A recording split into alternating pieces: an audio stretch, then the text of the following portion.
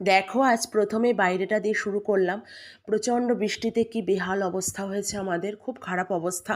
একটু বৃষ্টি হলেই বলি না বাইরেটা এত জল জমে, কে বলবে এটা রাস্তা, এটা রাস্তা না নদী ধরতেই পারবে না।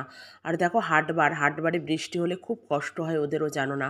তা দেখো কি অবস্থা খারাপ একেবারে। আর এই জায়গাটা এত খারাপ যে জল তো সরেই না, পুরোটাই রোদ্দুরে শোকায় যতদিন, মানে কতদিন যে এই জায়গাটায় জল থাকে। আর আমাদের খুব কষ্ট, জানো না, বেরোনোর যাতায়াতের ভীষণ মানে কষ্ট হয়ে যায় আর কি। তো দেখো কি একটা বাজে অবস্থা। আর হাটবারে হলে তো আরও কষ্ট, সবাই দুটো বেচা বিক্রি করে। আর এই দিন বৃষ্টি হওয়া মানে তো বোঝোই কীরকম অবস্থা খারাপ হয়। তো জানি না জল উঠবে কি না, জল তো নোনায় কানায় উঠবে করছে। আর গত 2 বছর মানে 24 সাল 25 সাল 2 বছরই জল উঠেছিল নদীর পাশে, একদম বাড়ি হলে যা হয় আর কি, খুব অসুবিধা হয় জানো না।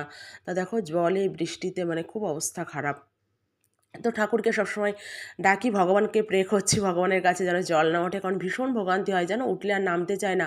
3 মাস 4 মাস জল থাকে জানো না, খুব অবস্থা খারাপ হয়ে যায়। তো যাই হোক, কেমন আছো তোমরা সবাই? আশা করি খুব খুব ভালো আছো। আমিও আছি বেশ। একটা নতুন ভিডিওতে তোমাদের সকলকে ওয়েলকাম। গলার ভয়েসটা একটু খারাপ, বিকজ প্রচণ্ড ঠান্ডা লেগেছে, কয়েকটা ভিডিওতে বলছি আমি। আর এই সময় এডিটিং করছি, অনেক পুরনো ভিডিও এডিটিংই করা হয় না, জানো না। আমার ভিডিও করতে খুব ভালো লাগে, অ্যাকচুয়ালি এডিটিংয়ে ভীষণ আলস্যি লাগে, খুব আলসেমি লাগে, মনে হয় কেউ যদি এডিটিংটা করে দিত খুব ভালো হতো। তা গলার অবস্থা খুব খারাপ, আর একটু কথা বললেই মানে বেশি কথা বললেই আর কি প্রচণ্ড কাশি হচ্ছে, নাক বন্ধ হয়ে রয়েছে, মানে নিঃশ্বাস নিতে পারছি না, খুব কষ্ট হচ্ছে জানো না। তাও বসে বসে ভাবছি কষ্ট করে হলো ভিডিওগুলো একটু এডিটিং করি, না হলে তো জমা থাকে যাচ্ছে আর ভিডিওগুলো আপলোডও করা হচ্ছে না। তা ওই জন্য অনেক কষ্ট করে দিচ্ছি। আর এই যে কথা বলছি না, প্রচণ্ড মানে কাশি হচ্ছে জানো না, কথা বেশি বলতেই পারছি না, এত অবস্থা খারাপ, মানে গলার অবস্থা। প্রচণ্ড ঠান্ডা লেগেছে, ওষুধও খেয়েছি, ওষুধ না খেলে জ্বর চলে আসতো, ওষুধটা খেয়েছি বলে জ্বরটা আসেনি। এইরকম একটা অবস্থা জানো না। তা দেখলে সকালবেলা উঠে ঘর বাড়ি সব ঝাড়ু দিয়ে নিলাম, তারপরে চলে এসেছি ছাদে। আর তার মধ্যে খুব ছোট্ট করে শর্ট একটা ভিডিও শেয়ার করব তোমাদের সাথে। সোনাবাবা স্কুলে চলে গিয়েছে, পুরোটা দেখায়নি, খুব ব্যস্ত ছিলাম আর কি, তাড়াহুড়ো করে ভিডিওটা হলো করছি। তো দেরি হয়ে গিয়েছে অ্যাকচুয়ালি আর কি। তা দেখো সোনা বাবাকে রেডি করে দিয়ে চলে এসেছি ছাদে, ফুল নিয়ে যাবো। আর অনেকগুলো কুমড়োর ফুলও ফুটেছে, সে সাথে গাছেও অনেকগুলো ফুল হয়েছে, তো সবগুলো নিয়ে যাব। আর বৃষ্টিতে দেখেছো ছাদের অবস্থা প্রচণ্ড ভিজে স্যাঁতসেঁতে, আর মানে প্রচণ্ড একেবারে অবস্থা খারাপ জানো না। তো এইসব নিয়ে টিয়ে যাব। আর এখন যেহেতু বর্ষাকাল, কন্টিনিউয়াসলি বৃষ্টি হচ্ছে জানো না, তো মানে খুব সমস্যা আর কি বৃষ্টি হলে একেবারে। তো তারপরে দেখলে কুমড়োর ফুল টুলগুলো সব তুলে নিলাম, তারপরে এখানে কয়েকটা ফুল তুলে নেব। ফুল খুব একটা বেশি ফুটছে না জানো না, তবু যে কটা ফোটে নিয়ে যাই, ভাবি ভগবানের চরণে দিই। আর গাছের ফুল, টাটকা ফুল ভগবানের চরণে যাবে, এরাও উদ্ধার হয়ে যাবে। তো যাই হোক, এদেরও সৌভাগ্য ভগবানের চরণ পাচ্ছে, শুধু মানে আমি আনলাকি যে ভগবানকে পেলাম না, জানো না। এরাও ভীষণ সৌভাগ্যবান যে ভগবানের কাছে অবধি পৌঁছাতে পেরেছে।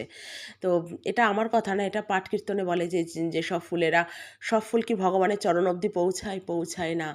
দেখবা কত ফুল গাছেই শুকিয়ে যায়, ঝরে যায়, পড়ে থাকে মাটিতে। সবাই কিন্তু ভগবানের চরণ অবধি পৌঁছায় না। যারা ভগবানের চরণে পৌঁছেছে তাদের জীবন উদ্ধার হয়ে গিয়েছে, এদেরও তো জীবন আছে, এরাও উদ্ধার হয়ে গিয়েছে জানো না। তো ভগবানের চরণ পাওয়া একটা বিশাল সৌভাগ্যের ব্যাপার। আমাদের জীবনে হবে না, আমার জীবনে হবে না, কারণ পাপী তাপী মানুষ। তো যাই হোক, ফুল টুল নিয়ে আসলাম ছাদ থেকে, এনে তারপরে নিচটাও কুড়িয়ে নেব, নিয়ে নিচে মানে ধূপধুনো দিয়ে নেব ঝাটপাট দিয়ে, তারপরে উপরে গিয়ে পুজো পাঠ দেবো জানো না। তার ভেতরে সোনাবাও রওনা দিয়ে দিয়েছে। আর আমাদের এই উপর নিচ করতে করতে না সকালবেলায় মানে ভীষণ ব্যস্ততা থাকে জানো না।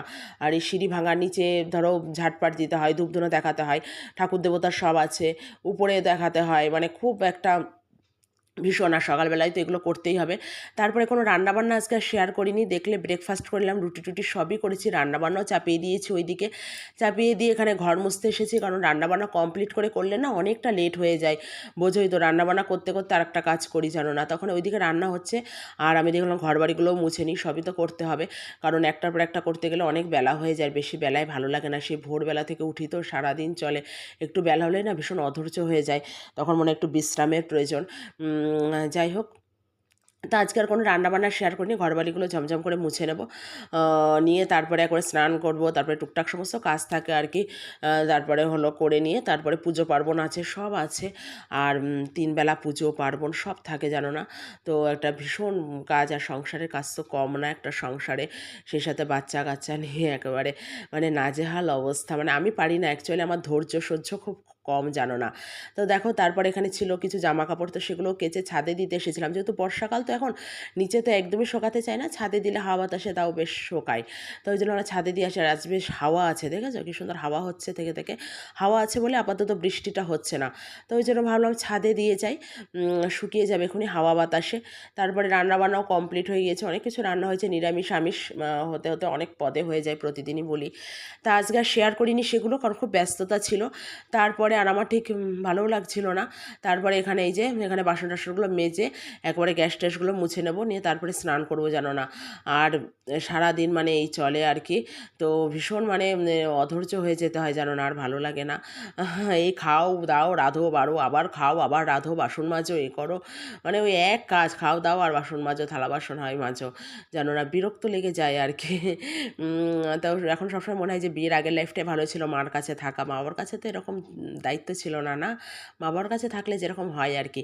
এই বিয়ের পরেও ধরো যখন আমরা এক বেলার জন্য, আমাদের প্রত্যেকটা মেয়ের সাথে এটা মানে রিলেট করতে পারবে মেয়েরাই, একদিনের জন্য যায়, 1 মাসের জন্য যায় বা 2 দিনের জন্য যায়, মা বাবার কাছে কিন্তু একটা মানে আলাদা ট্রিটমেন্ট, ওখানে তো কিছু করতে তো হয় না, শুধু বসে বসে খাও। তো মনে হয় বিয়ের আগেই ভালো ছিল লাইফটা, এখানে অনেক দায়িত্ব, অনেক চাপ, অনেক হ্যাট্রিক, অনেক কিছু আর কি। তো যাই হোক, তারপরে দুপুরে স্নান করে পুজো পাঠ কমপ্লিট, আর আমার ভগবানদের দেখছো কি সুন্দর লাগছে, কি অপূর্ব লাগছে না। আমি দু চোখ ভরে তাকে শুধু দেখি আর ভগবানের কাছে প্রার্থনা করি যে তোমার কাছে আমাকে টেনে নাও। এই সংসার না বড় বড় কষ্টের জানো না, বড় বড় জ্বালার। তো যাই হোক, আর কি বলবো বলো, ঠাকুরকে এটাই জানাই। তারপরে দেখেছিলে যে কুমড়োর ফুলগুলো এনেছিলাম, সেগুলো এই যে খাওয়ার আগে